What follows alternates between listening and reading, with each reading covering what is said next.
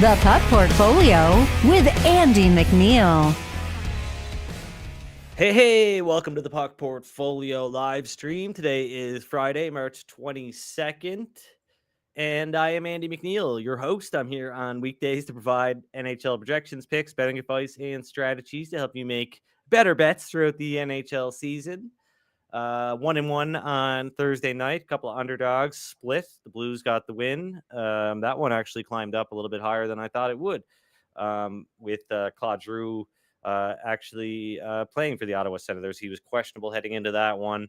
I didn't think the goaltending change from Hofer to Bennington would matter that much, and turns out it didn't, as the Blues got the win. But unfortunately, the Chicago Blackhawks played like the Chicago Blackhawks and lost 4-0 to the Anaheim Ducks. So 1-1, tiny bit of profit. I'll take it. Better than a loss, right? But let's get into Friday and Saturday's NHL action with my buddy Nick Martin from the Action Network's Line Change podcast. How you doing, Nick? Good. Yeah, I'm very pumped to be here. Looks like we got a good slate. You look pumped. I can tell. You are Just ball thrilled. of energy this morning here. We've got 4 games on Friday. Jake, what do you say we get into schedule breakdown here? Of course, the Carolina Hurricanes playing their 6th game in 9 nights. They are on the second half of a back-to-back versus the Washington Capitals. Nick's Caps. Got to get into the Tom Wilson incident, Nick, because at first, don't get me wrong, I thought it was a brutal decision. I don't even know if his brain works that way, if he's actually making decisions or just doing stupid things. But I thought it was definitely a suspendable action. But then, somebody I saw on TikTok actually made a great point that is it that much different than what Marty McSorley did to Donald Brashear, 20 some years ago? Like it's pretty close. And the NHL forced McSorley to retire. I mean, he was, facing criminal charges. And so I think you look at a guy like Wilson, who's done not stuff like this, but has, crossed the line time and time again. Like, what is the solution? Is there just no solution for this guy? Is he just going to be a problem for the rest of his career? You're muted, Nick. Oh, sorry. But so yeah, this one's tough because I'm a Caps fan, and obviously he deserves to get suspended for it. I think that in the past, a lot of his hits, the one I always throw out there is the Aston Reese hit, where Aston Reese lowers himself about a foot for contact, which everyone who plays hockey knows is a leverage thing, and it was his fault he got blown up. So there's some that I'll always defend, but this one's pretty hard to defend. I think that I want to jump in for a sec because you bring up the hitting. I actually don't mind Tom Wilson as far as, just from a body checking perspective. I think for the most part, he's actually gotten better. There's been some, Oh, he never hits anymore, though, is the thing. He doesn't hit like he did. Yeah, You can't. This is the point I always make. Show me one guy who throws big open ice hits on a almost game by game basis who doesn't get in these moments. The game's too fast and you just can't control it enough.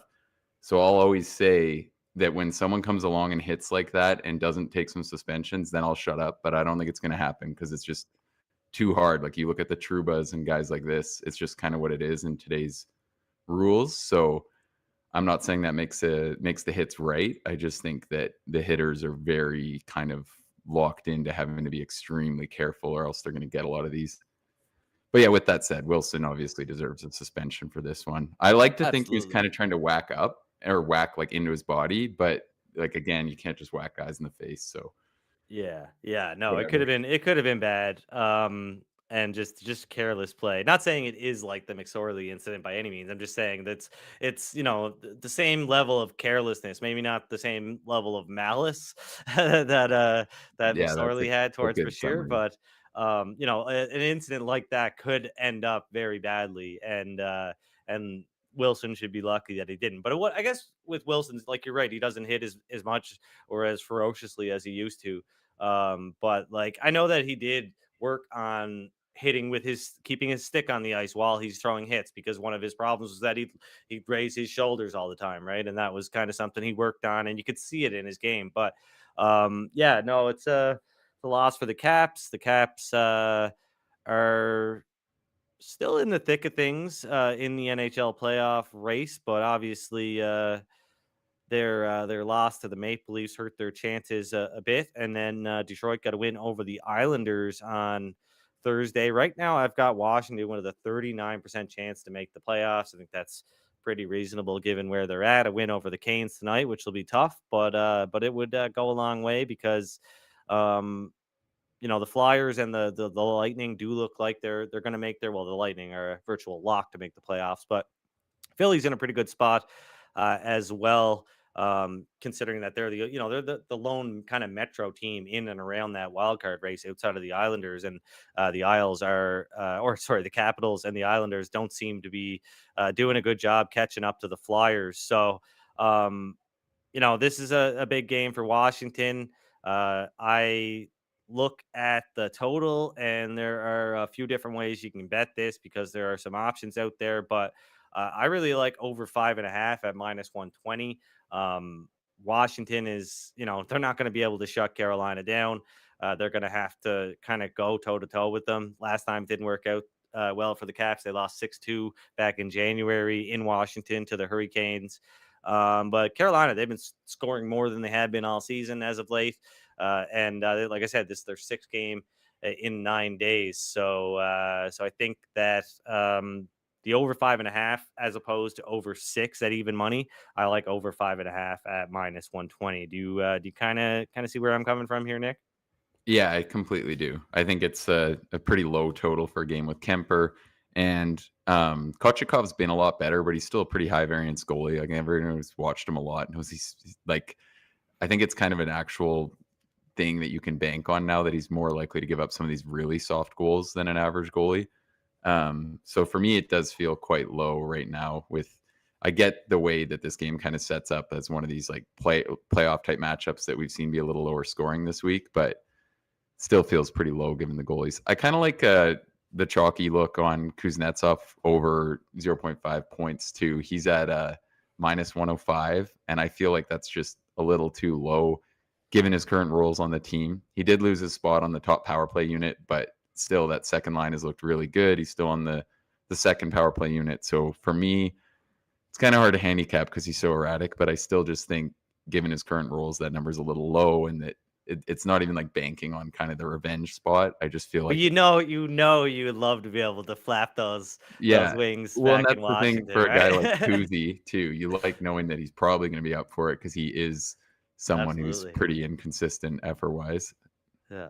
Yeah, and I think he'll get a good reaction from the fans as well. Of course, they're going to do some kind of tribute to him. He was a big part of that team for a long time, so I think he's gonna get a pretty good reaction, and that'll probably put him in good spirits. But yeah, I like that look for Kuznetsov tonight. Definitely something to consider.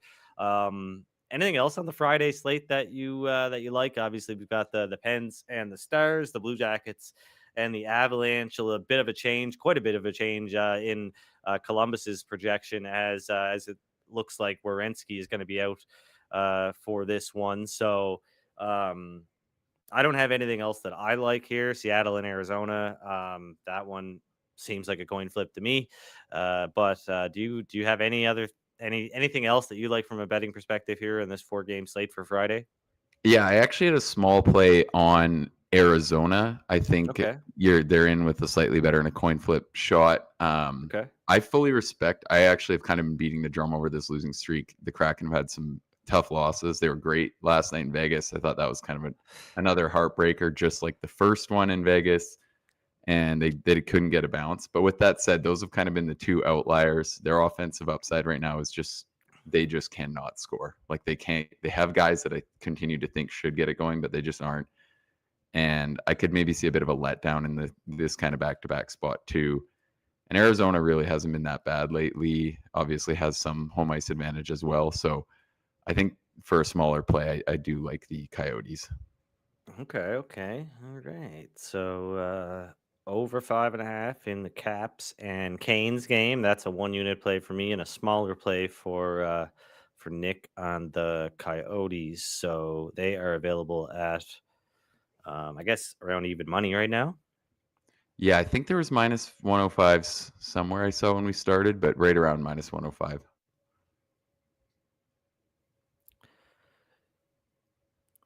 Yeah. Creeping up, but there is still some -105 left for sure. So this show is sponsored by NorthStar Bets. You can check them out via the link in the description below. They're available across Canada. They offer early odds on the next day's NHL games. One of the first sports books to put out odds on the next day's NHL games. So that gives us a bit of an opportunity to look ahead to Saturday. And right away, I've only got one money line play that I really love, not really love, but really like on Saturday. And I could like it a lot more depending on what happens with the goaltending situation in Tampa Bay. The Lightning are obviously really hot right now. I don't think they've been playing all that well, though. The Kings have continued to put up some strong underlying metrics in the last little bit, kind of a reversion back to where they were in the earlier part of the season. I think minus 114 is pretty short, even if Andre Vasilevsky is in goal for the Lightning. There's possibly a chance that they could decide to go with Jonas Johansson because they've got a back-to-back the next day. Now it's against the Ducks, and I would imagine that they'd want to start their better goalie against the Kings, but they've got 2 days off. I always look at these situations where they've got 2 days off following this back-to-back. Then they'll be back home to face the Boston Bruins. And if they do start Vasilevsky on Saturday, then he's got 3 days off to get ready for the Boston Bruins. If they start him on Sunday, he's got 2 days off. So that might come into play. They might try to get their goaltender, who has started a lot of games for them recently, a little bit of rest. So that's something to consider. But I still like LA at minus 114 to win 0.75 units. Yeah, I'm right with you on this one. I think this is a great time to keep riding the Kings. I like everything that's going on with them. It feels like they're finding it a little bit offensively.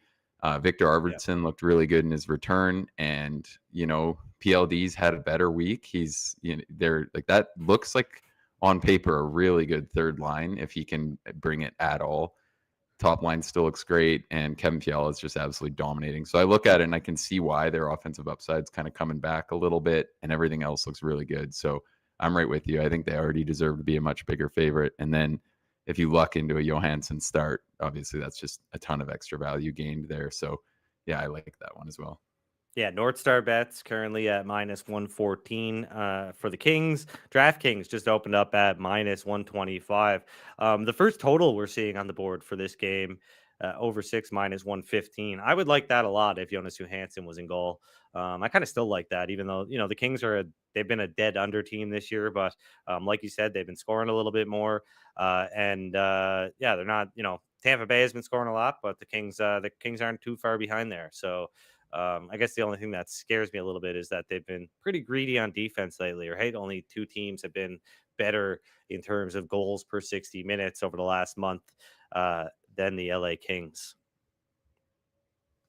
What do you think about the Kings goaltending just in general? I mean, obviously it's been adequate in the regular season, but come the playoffs and they're matched up against the Edmonton Oilers. Is Cam Talbot and or David Riddick going to get the job done for the Kings throughout the playoffs, or is this going to be the thing that sinks this team, do you think?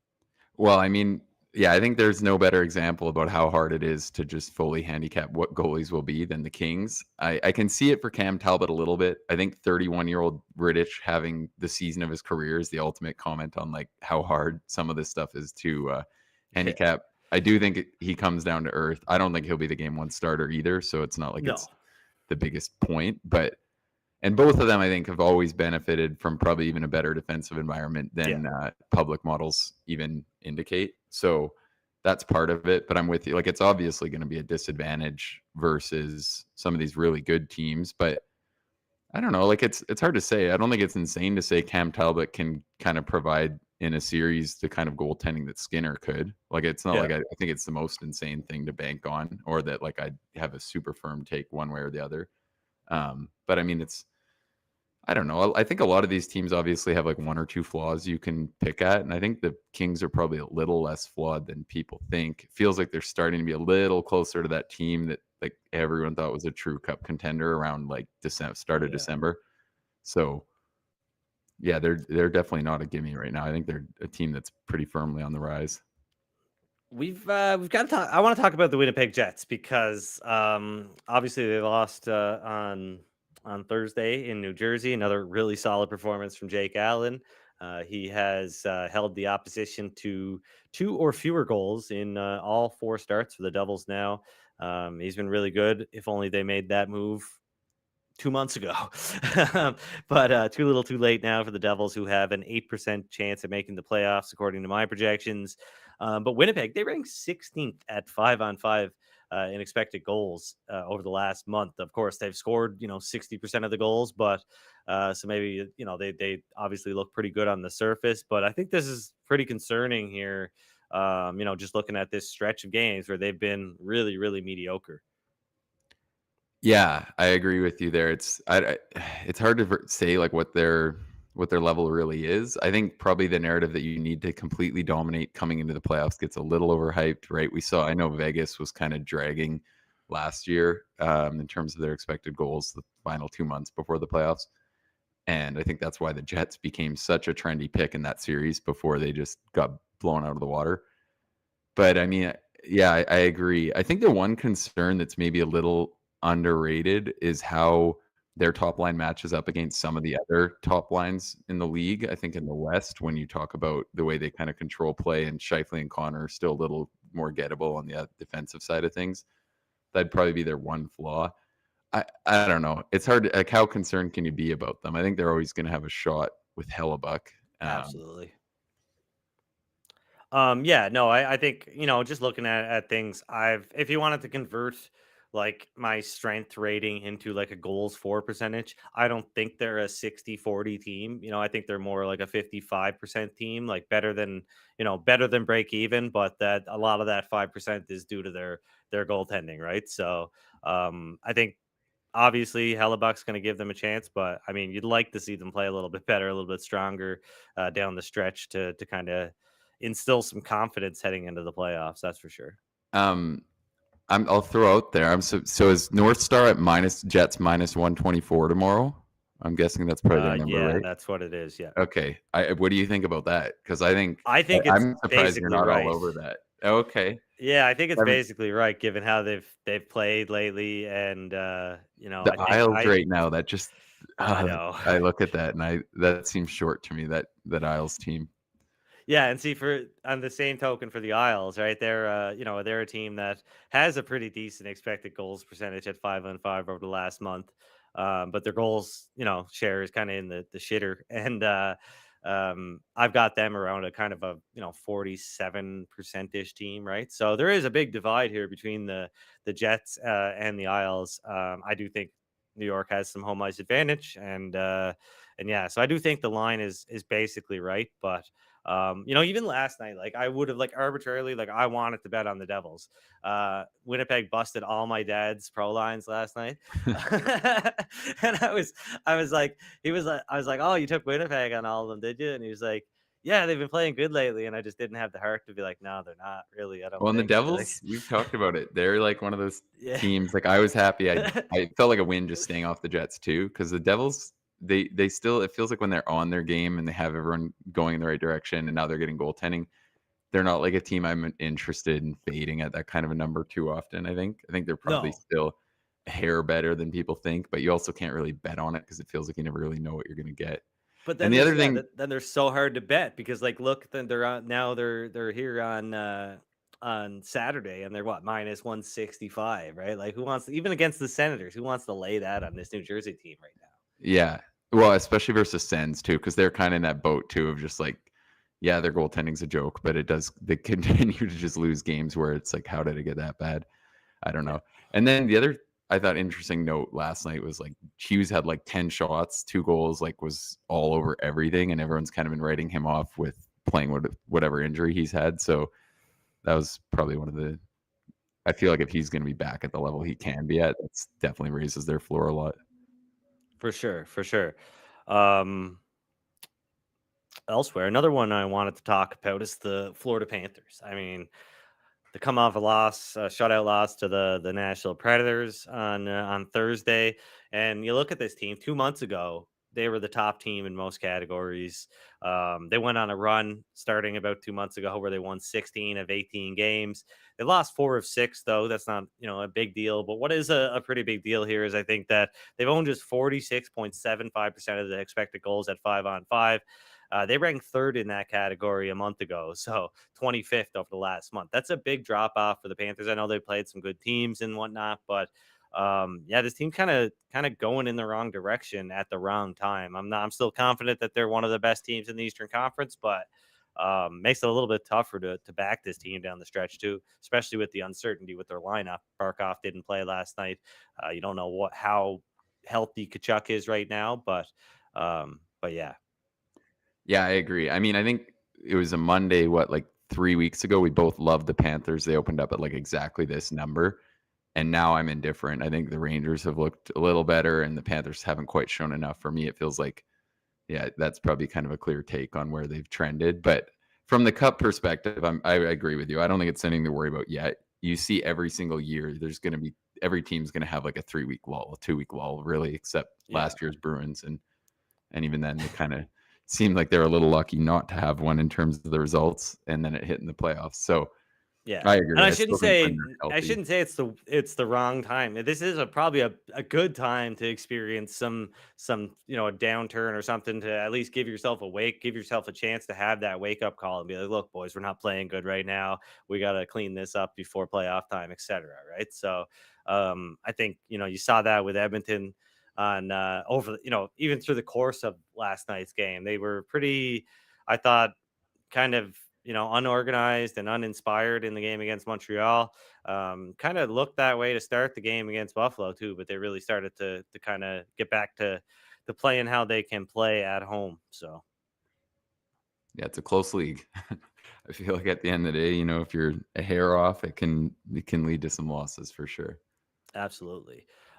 So yeah, other than the Kings for me against the Lightning and the over 5.5 on Friday, what else is catching your eye here on Saturday? Obviously, we've got a lot of games, but yeah, it's, I mean, tough prices, right? For the most Yeah, I like the oil is the one part. Okay. that is my favorite play that I have as kind of a full unit left. And I think that would be it. I like the oil. I'm leaning with the Flames. But yeah, I think right now that Toronto's still trying to sort out too much stuff on the blue line. There's some concerns there. I know they worked over my Caps the other night pretty good, but I still think that could have gone a lot worse. And the Caps are kind of obviously a much more manageable target in terms of offensive side of things. I think the Leafs are just a little more gettable than that right now. And I'm still not sold on their goaltending situation either. So I feel like right now I make the Oilers a pretty decent favor. And it's not one where I hate them being on the road either. Like, I feel like these games have so much heat that I like that I kind of know what I'm going to get out of Edmonton. And then, like we always talk about, Toronto's actually got reverse splits again this year. And I feel like I kind of buy into that. So yeah, I think the Oilers, I think they will close as a bigger favorite. It'll probably be something like Carolina last week, where even I probably won't agree that it's going to be as non-competitive as like the final prices suggested. But with Marner out, I just can't see how the Oil don't deserve to be a pretty decent favorite here.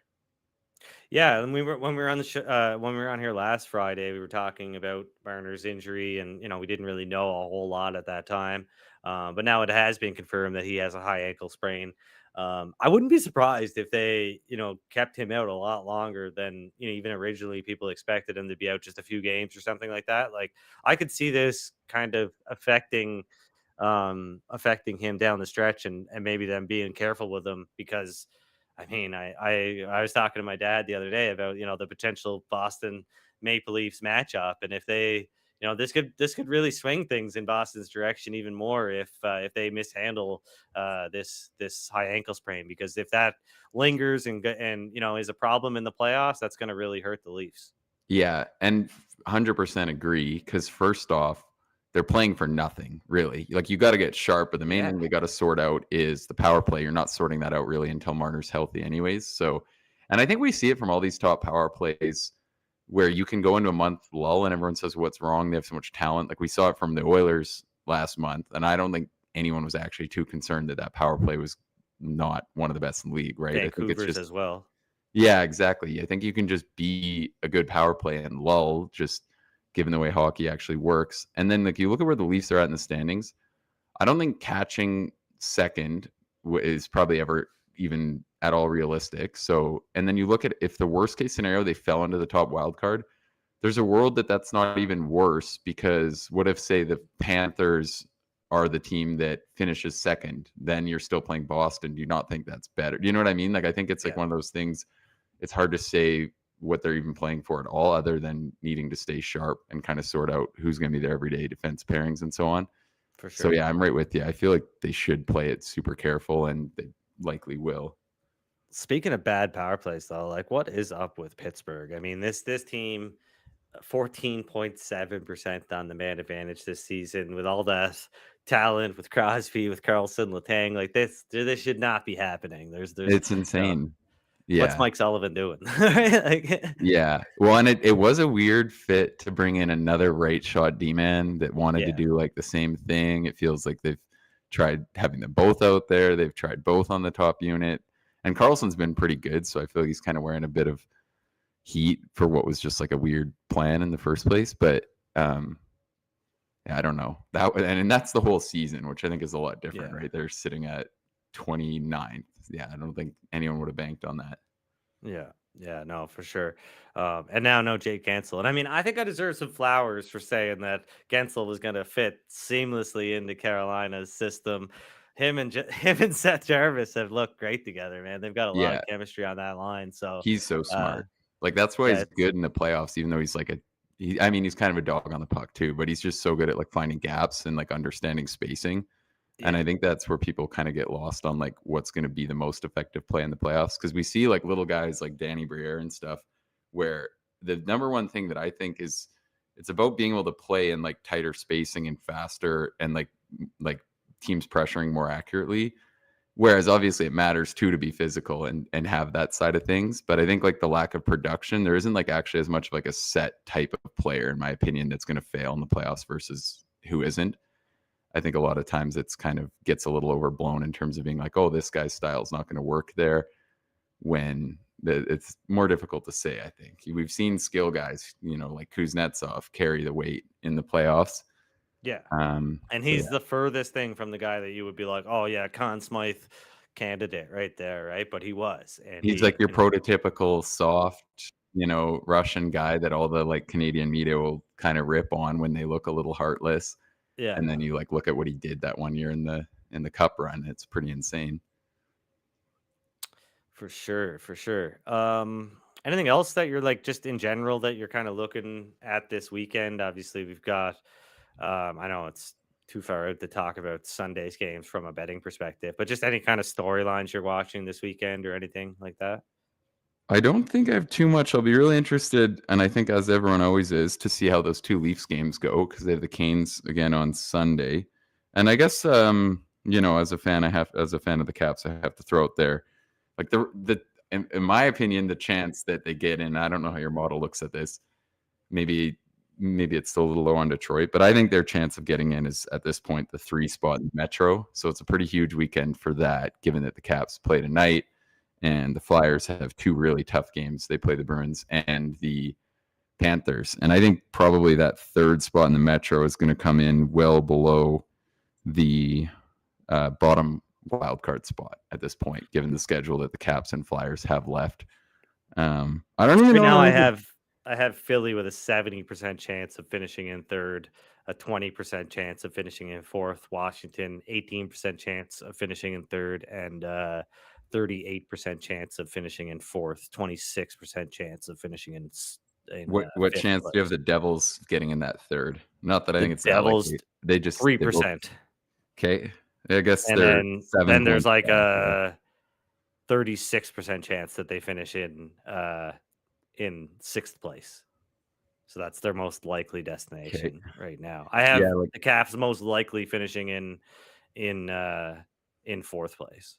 yeah, that makes sense because I think their schedule is even a touch harder than Philly's too. From Yeah, I actually after had that Philly here plays too. this Just weekend. just based on just strength of schedule, just based on the opponent's projected points. Right now, the Flyers are sitting at 88.8 points. So that's the average of their opponents. So less than 90-point teams on average. And the Capitals have the 4th toughest remaining schedule, 96.9 projected points for their average of their opponents. So yeah, that definitely does play a big role. I know, like in the short term, the Flyers have some tougher games, but I think Then they overall, get some sitters, yeah. yeah, and that's the thing too. Like, and I think people that look at my projections and see, so obviously they look at the standings and then they see, whatever it is, Winnipeg. I don't know if it's Winnipeg or Colorado in first, but it's not Dallas. Dallas is in third in the Central right now. I can look that up just to make sure. But yeah, Dallas is in. Or what date is this? No. Dallas is in third place, 93 points. So they've all got 93 points. But the Jets and the Avalanche have more regulation wins than the Stars. That's a tiebreaker. That works in their favor for sure. And they've got one game in hand. But if you look at their schedules, like Dallas has the fifth easiest remaining schedule, and Colorado and Winnipeg are both in like the bottom kind of dozen teams there. They're playing tougher opponents, um and the Stars, just kind of like a rough count that I made this morning. They've got 12 games left. They're going to be a favorite in 9 of those games. They're going to be a big favorite in 8 of 9 of those games. So like it's, it's just there's just a higher chance that they accumulate more points down the stretch in basically the same amount of games as Winnipeg or Colorado. That's pretty much where I'm at right now. But obviously, it's all contingent on them actually doing it. It's not that I'm like so much higher on Dallas. It's just that they've got an easier stretch of games. Like the Avs and the Jets don't play road games against the Blackhawks and the Sharks, and like those are gimmies, right? So Yeah, those are huge. That's a big difference when you get those teams that are just out of it. I think that's a good point. Like, it's an obvious point, but it's one that I think everyone needs to know, because even like watching the Kraken broadcast last night, the Knights, there was a national broadcast, and they were so surprised by how big of a favorite the Canes are in the Cup race, which obviously is in part due to how good they are, but a big part of what odds makers are seeing for them compared to some of these, they should, like, their most likely spot to finish is second in the Met, and then you're playing Philly, which is going to be the weakest playoff team, right? I think out of the 16, that would be the weakest by a decent margin. And then you look Yeah. out west, and they're saying like, oh, well, how are the Knights this long, and how are this team that long? Well, it's pretty obvious when you talk about the fact that like every or like both their first 2 series, they're still gonna make a coin flip versus another really good team. So I think that's something people usually kind of miss, is how much these matchups matter for projections and odds. Yeah, last night's obviously the Rangers won last night as well, but the Hurricanes winning on Thursday, and just their play in general as of late has really increased their chances. And I actually have them finishing 1 point ahead of the Rangers right now. So yeah, I hope so. I they've need that actually moved division. into the first place. So I think like they're And I mean, that would still be better, right? Because you're still facing an easier matchup than the West teams are getting, I'd say. yeah, Maybe Tampa's. 61% chance of finishing first. That's probably a lot higher than the books have right now. So I mean, That is plus take 105 on take that with Bet365. a grain of salt. But it's let's see. I want to look at the Oh, plus schedule. 130. Wow. Okay. I want to look at the strength of schedule just really quick, just to see if that lines up with this too. Yeah. So the Hurricanes, they are 1, 2, 3, 4, 5, 6, 7. They've got the 7th easiest schedule. The Rangers are down around the 9th easiest schedule.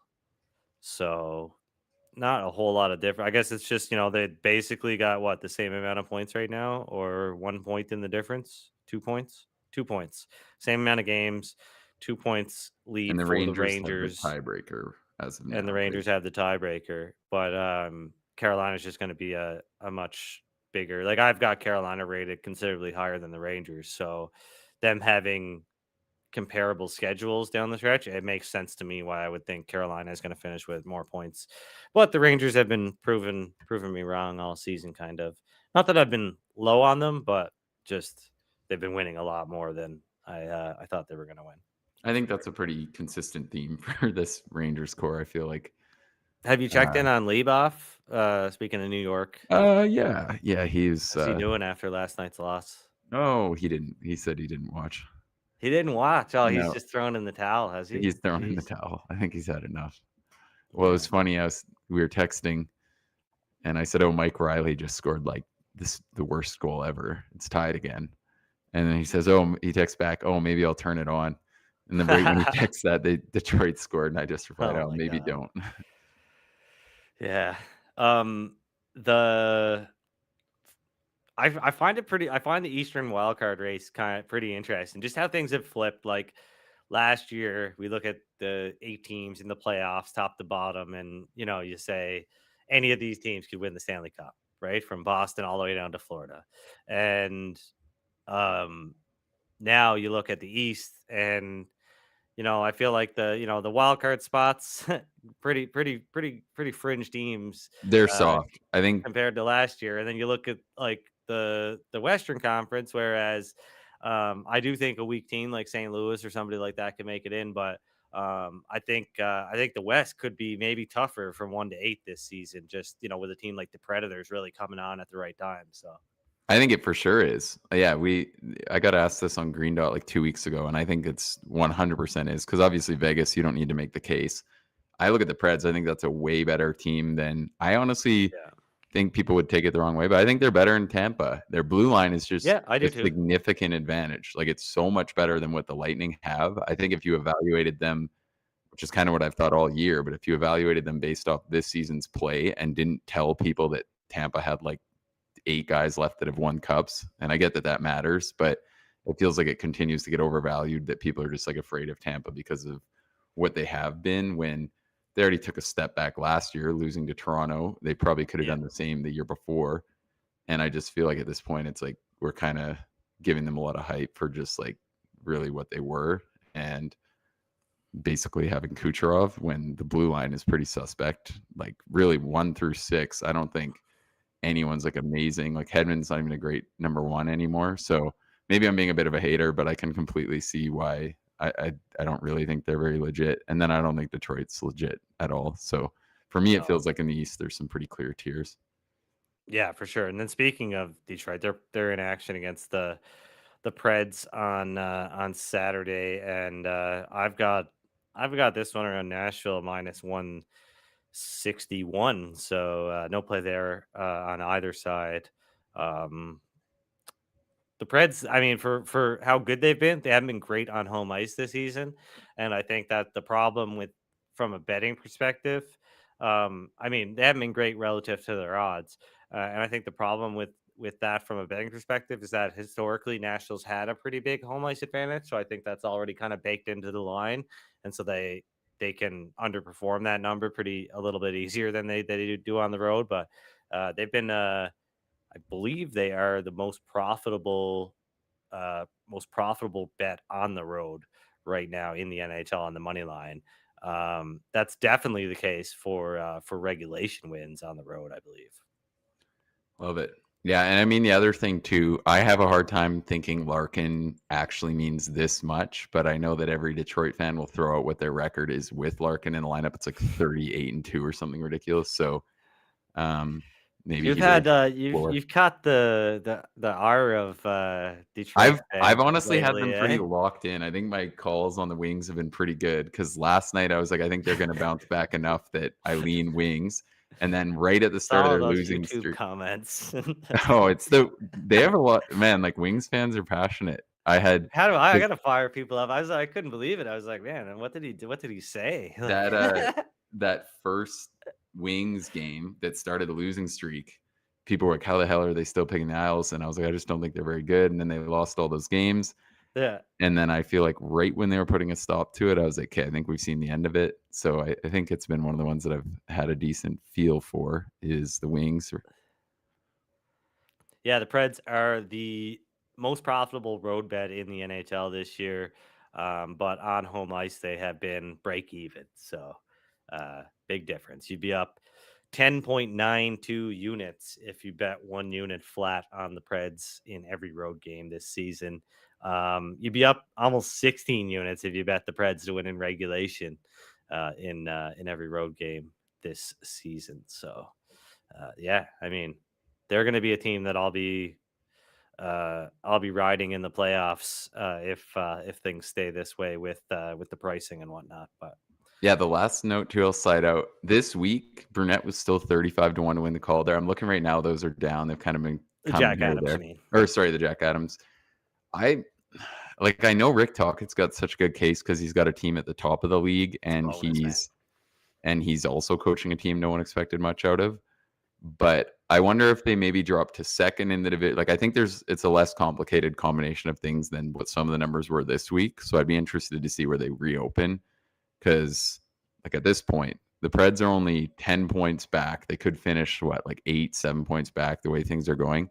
If that were to happen, I think you'd have a really good shot. Like for me, for sure. getting that team that far back is more impressive than what Tocchet's done in Vancouver. So I think, yeah, I think the division win, if they win the division, it's going to be kind of the deciding factor, like going from being a team that was not expected to make the playoffs to winning the division. I think that's going to really help Tocchet's case.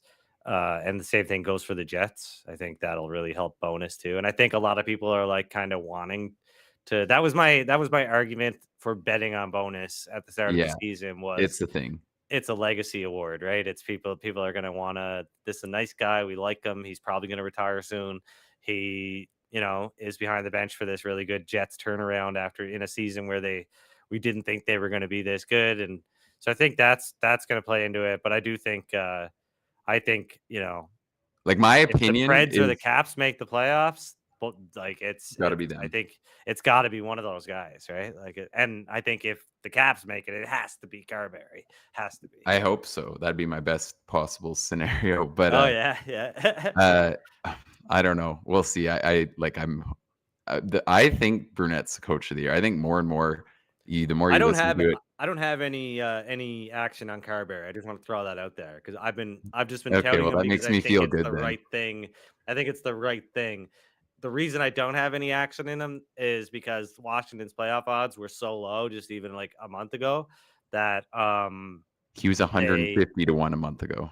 And I just put think any more the down, award's broken, right? I just don't have any faith in the Broadcasters Association to make the right choice. So it's what am I? You know what I mean? Like, in my opinion, Boness is way overhyped, and I know that he is, piss some people off too. But he's just throwing Hellebuck over the boards, and Brissois has been unreal too. And they've been great story. Don't get me wrong; it sounds like they cleaned up the room, all that good stuff. But I think from like a pure coaching standpoint, feels like Brunette's gotten way more from a Preds roster nobody thought would score any goals. He's changed the tempo. He's changed how they play. He's changed their level of aggressiveness, their like kind of offensive drive. He's changed all that for Nashville. Whereas Bonus, I think, is like the farthest thing from an X's and O's guy, right? Like, totally agree with you. I just think that's back to my point. The award, the selection process, it's broken, right? So it's, for sure.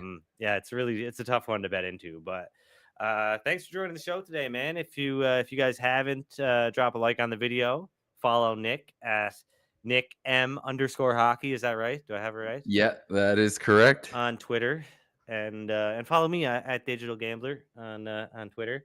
But that pretty much does it. I've got a play for Friday. It's over 5.5 at -122 locked in to win 1 unit on the Hurricanes and Capitals to go over. And I've got the Kings at -114 to win 3/4 of a unit on Saturday. Nick, you got a couple of plays? Yeah, I like that over. I like Kuznetsov point, the Coyotes, the Oilers, and the Kings are my favorites there. Let's do it. All right. Good luck with your bets, everybody. Thanks for joining the show, Nick. We'll do it again next Friday. Awesome. Thanks for having me, Andy.